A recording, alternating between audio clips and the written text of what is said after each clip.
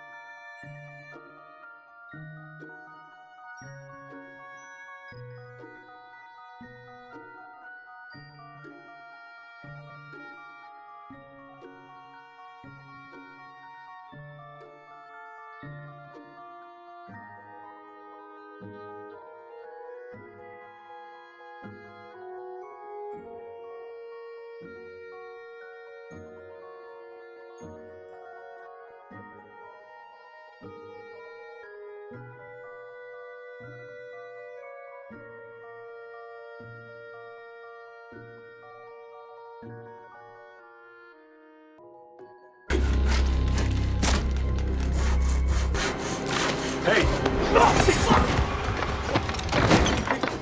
Drop it! Right now!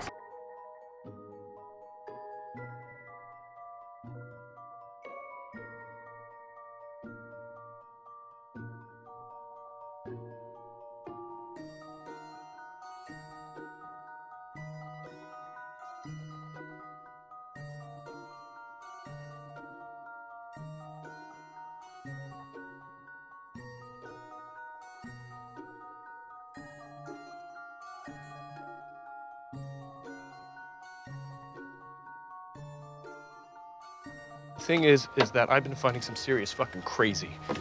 Crazy. Yes, as in biological processes I've never seen before, and I think that they could be connected to your infection. How?